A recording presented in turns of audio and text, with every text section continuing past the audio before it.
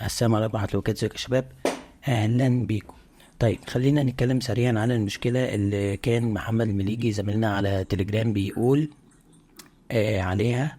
ممكن تعمل ميوت يا مليجي لو انت مش بتتكلم بعد إذن. هو عنده ناف بار. الناف بار ده عايز ان احنا نتحكم فيه في مقاسه باستخدام التوكنز لما نيجي نحول الديزاين بتاعنا من ديسكتوب لموبايل. جميل. طيب احنا هنا عندنا تو فريمز عادي، واحد للديسكتوب وواحد للموبايل. تمام. وخلينا انا سريعا نعمل اي ديزاين يعني كده على قدنا للناف بار. خلاص. فخلينا نقول مثلا ان انا عندي لوجو. حلو الكلام. ده اللوجو يا سيدي، خلينا نكبره شوية كده وليكن ده اللوجو بتاعنا. ماشي. وعندنا كمان يا سيدي وليكن نافيجيشن اللي هو مثلا ايه، اللينكات مثلا. حلو. دي النافيجيشن بتاعنا عادي، ممكن نصغر المقاس شوية مثلا، نخليه كده. اوكي. ده يا سيدي وليكن النافيجيشن بتاعنا. وخلينا نقول كمان ان ممكن يكون عندي وليكن سيرش بار. حلو الكلام. وليكن ده السيرش بار. ممكن عادي نعمل له فيل كده واوتلاين. ماشي. او عادي ممكن ناخد دي كده اهو ونقول ده مثلا سيرش. والسيرش ده يا سيدي نعمله في اوتو لي اوت، والاوتو لي اوت ده هو اللي نعمل له ستروك. وممكن نجيبه كده ونقول له مثلا دايركشن للناحية دي. حلو. نحط دول برضو يا سيدي في اوتو لي اوت على اساس ان ده النافيجيشن بتاعنا. فهنا السيرش بار، ودي النافيجيشن، وده اللوجو. التلاتة كلهم نحطهم في اوتو لي اوت. ماشي. وتعالى يا سيدي مثلا الاوتو لي اوت ده، سوري، الاوتو لي اوت ده تعالى نقول له ان انا عايز يبقى عندي مثلا في الكالر وليكن تعال نغمقه سنة كده. اوكي. ده يا سيدي الايه، الناف بار بتاعنا مثلا. حلو الكلام. ممكن نيجي بس على هنا نقول بقى ايه السبيس الجديد ده. حلو مثلا كده. تعال نقول له مثلا عندنا بادنج رايت وليفت وليكن ده كده. خلاص.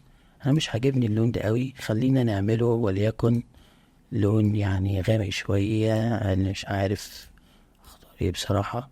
خلينا نقول ده الناف بار بتاعنا. طبعا شكله ايه معفن بس عادي مش مشكلة. فده الناف بار. انا عندي كمان واحد كمان لمين، موبايل فيرجن. خلاص. الموبايل فيرجن مش هيبقى فيه كل الكلام ده. الموبايل فيرجن مش هيبقى فيه دول.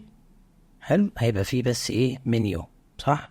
وليكن يا سيدي تعالى نرسم يعني دي الايه، المنيو بتاعنا. تعالى ايه نكبر الاوتلاين كده. خلاص. مثلا يعني دي ايه المنيو بتاعنا. وممكن نعمل لها اوتو لي اوت.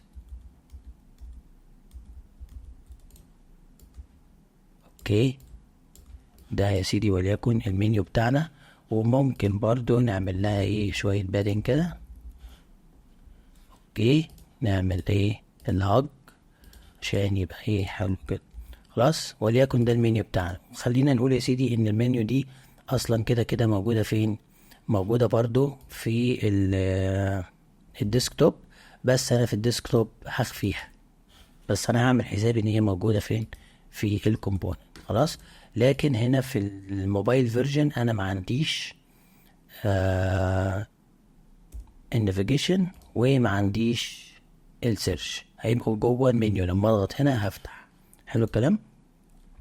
فانا كل اللي محتاجه اني ممكن نيجي برضو على الويدث ده نقول له بما ان الويدث ده هنا انا عايز بس اتأكد عشان ده مش اوتو لي اوت. طيب خلينا نعمل ايه، خلينا نعمل فريم تاني كده اكن ده وليكن مثلا ايه الهيرو سيكشن بتاعنا. خلاص. ده يا سيدي الهيرو سيكشن بتاعنا. هنديله بقى ايه، اي لون. اوكي. غامق شوية كده وليكن ده ايه الهيرو سيكشن بتاعنا. ممكن امسك الاتنين دول مع بعض واحطهم ايه في اوتو لي اوت. ساعتها الاوتو لي اوت ده انا ممكن بقى ايه امسك ده كده وهقول له في الكونتينر ماشي، ما عنديش مشكلة. ده برضو ممكن اخليه فيكسد ويدز كده. حلو. فبالتالي لو انا عندي الاتنين دول متكررين، وليكن هنا بقى يا سيدي ايه، شيل بقى ده دلوقتي. هنا انا هظهر المنيو بتاعي عشان انا بعمل بقى للموبايل ماشي، وهشيل السيرش. خلينا ما نشيل السيرش، نخفي السيرش ونخفي كمان النافيجيشن خلاص. وليكن ده بقى اللي انا هخليه بمقاس الايه، بمقاس الموبايل. مقاس الموبايل كان 440 بكسل، فيا سيدي وليكن ده كده ايه 440 بكسل. حلو الكلام. فانا ممكن اخد ده عادي كده واحطه فين، في الموبايل عندي كده. حلو. ففي الاخر محمد عنده ايه، عنده الكومبوننت بتاع الناف بار ده له 2 variants، واحد للديسكتوب وواحد كمان للموبايل. في هذه الحالة مبدئيا دول كده الاتنين لازم يكونوا كومبوننت واحد، فاحنا محتاجين نعمل لهم سيلكت ونقول ايه create component set. جميل. فالكومبوننت set ده تعال نسميه ايه بقى، ناف بار. حلو. طبعا هنيجي على الفيريانت الاولاني نسميه وليكن مثلا ايه ديسكتوب، وهنيجي على الكومبوننت التاني نسميه مثلا موبايل. حلو. وبالتالي انا لو خدت نسخة من الكومبوننت ده عندي هبقى اقدر ان انا اتحكم شكله ماشي هو ديسكتوب ولا موبايل. خلاص. في هذه الحالة انا ممكن اخد ده ايه ده كده كات ماشي، وهمسك ده كده واقول له بعد اذنك اعمل له paste to replace. خلاص. وبالتالي هنا برضو ممكن امسك ده كده واقول له برضو ايه paste to replace، بس في الحالة دي هختار النسخة بتاعة الموبايل. طيب كده انا عملت البيزكس بتاعتي. محمد بقى كان بيقول انا ازاي اقدر اتحكم ده من التوكنز. مبدئيا كده بسم الله الرحمن الرحيم، الكومبوننت ده له اسم صح، او بمعنى صح الفاريانت بتاعته ده ليها اسم. جميل. الاسم ده عبارة عن تكست. حلو. سواء هو ديسكتوب او موبايل. طيب انت لو جيت تشوف ايه نوع التوكن اللي هينفع يتحكم في التكست، فهو مفيش الا السترينج فاريبل او السترينج توكن.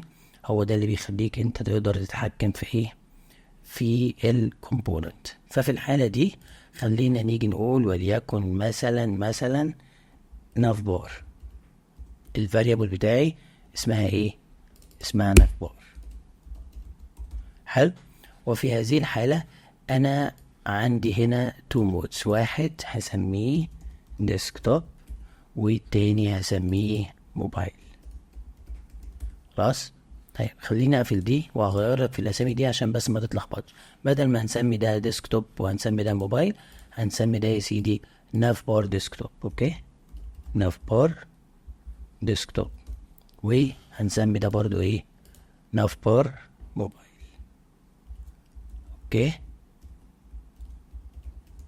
خليني اكبر لك ده شوية كده عشان تبقى شايف الاسم كله. حلو. ده اسمه ناف بار موبايل وده اسمه ايه، ناف بار ديسكتوب.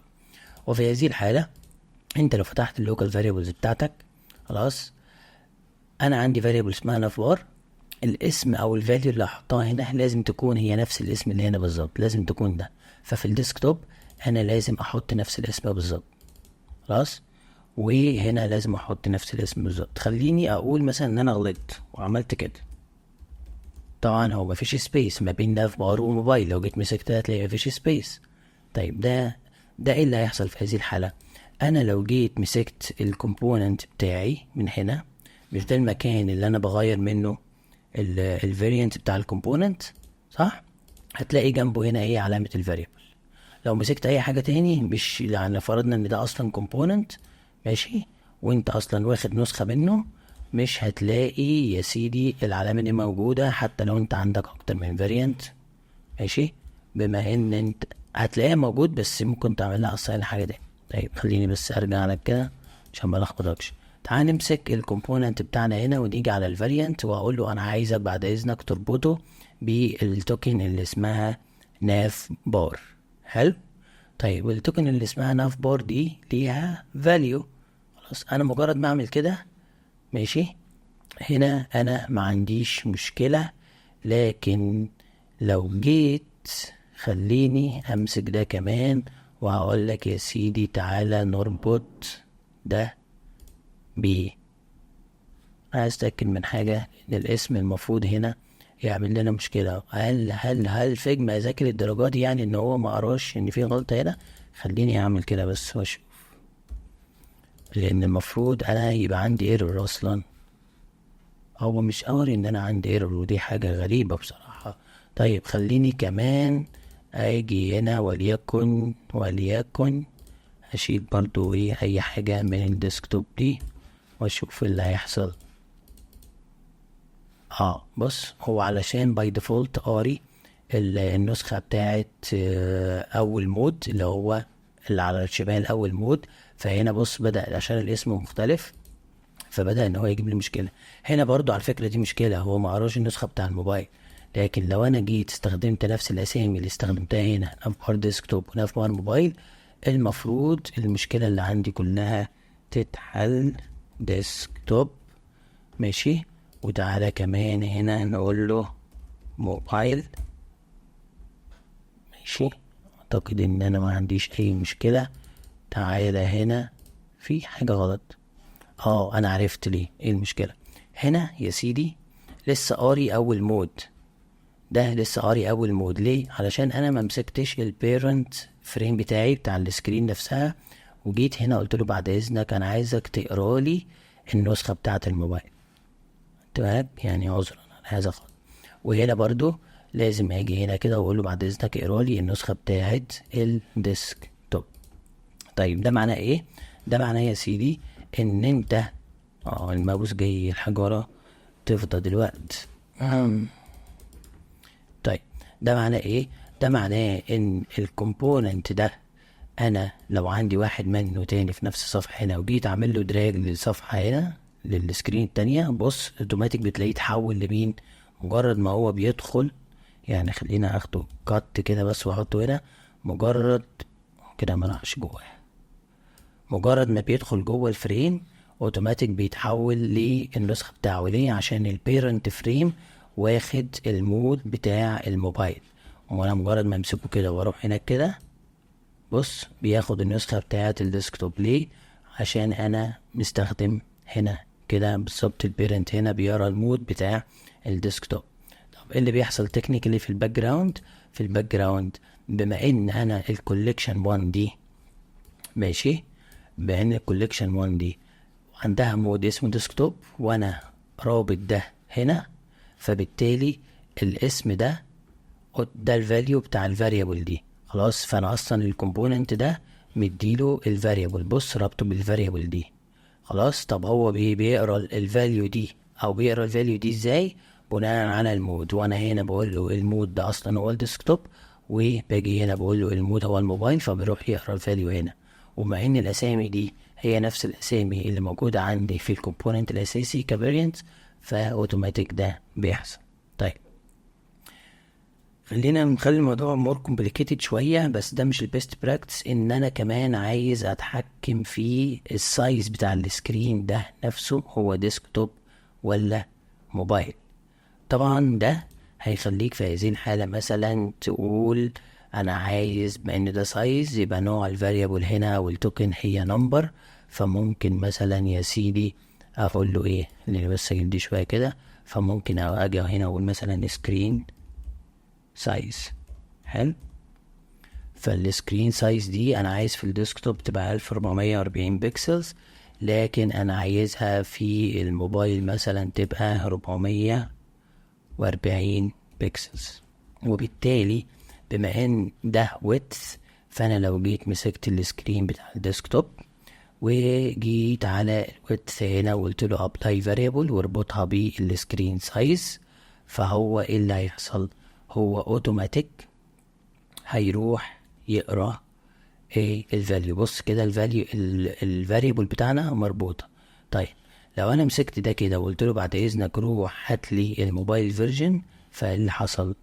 خلينا نشوف دي ما اتغيرتش ليه؟ ممكن يكون بس عشان هي اتغيرت، لكن علشان ده مش واخد، ما عنديش هنا فول ويتس. انا ليه اصلا ما عنديش فول ويتس اساسا؟ دي كلام مش منطقي. يعني هو حتى الناف بار ده اتغير اصلا اوتوماتيك، لكن ده هو متغير. بس بص هو متغير، بس هنا انا مش عارف هنا ليه هنا ما عنديش ويتس في الموضوع. ممكن اخليه بقى هج. ممكن يكون اصلا على فكرة ده السبب في الموضوع. لا مش هو السبب. طيب خلينا نمسك ده ونخليه بس هو ايه هج، فهتلاقي المشكلة ممكن ماشي. هو المشكلة كلها عشان ده بس ايه ملوش اساس من الصح. خليني ارجع كنترول زد قبل ما اغير ده كده للموبايل سايز. ماشي، وخلينا يا سيدي نفك الفريم ده خالص. حلو الكلام، وانا هشيل ده خالص. فبالتالي بما ان انا رابط السايز بتاع الفريم ده كله بفاريبل هنا اللي هي اسمها سكرين سايز، فانا لو جيت اقول له بعد اذنك اقرا المود بتاع الموبايل، هتلاقي كل حاجه بتتغير. السايز بيتغير وفي نفس الوقت الكومبوننتس بتتغير. التغيير بيبقى عبارة كسايز من 1440 ل 440 بناء على المود اللي انا بختاره هنا بالظبط. بما ان انا رابط الفاريبل دي بعنصر عندي هنا وليكن السكرين كلها، فبالتالي ده طبعا انت مش محتاج تعمل الخطوة دي، لان انت مش في المنطقي ان انت هتبقى عايز تمسك السكرين وتغير المود فالسايز بتاعها هيتغير، لان طبيعي احنا بنعمل ريسبونسيف وفي الاخر بنهاند اوفر ده للديفلوبرز. فاللي بيحصل ان احنا بنبقى عايزين نشوف الشكل اصلا بتاع الديزاين ما بين ايه، ما بين الموبايل وما بين الديسكتوب.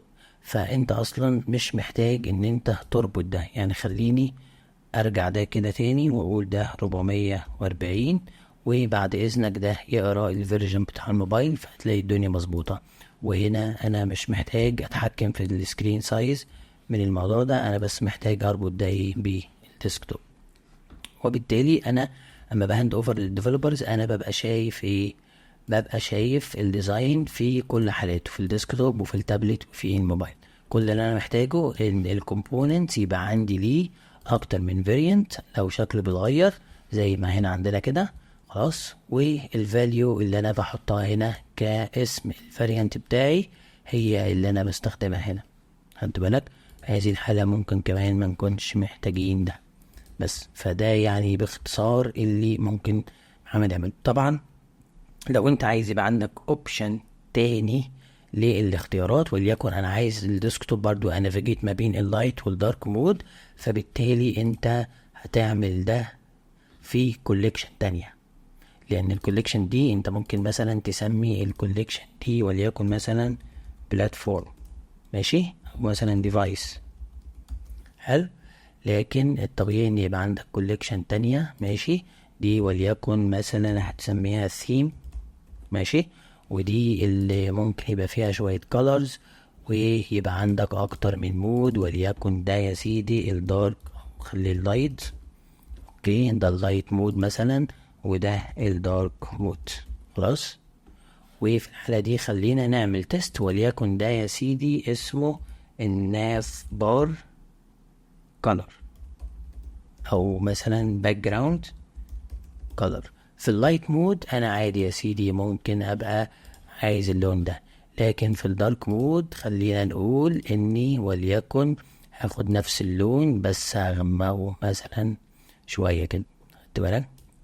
طبعا محتاج برضو تعمل للتكست واللوجو وهكذا وهكذا.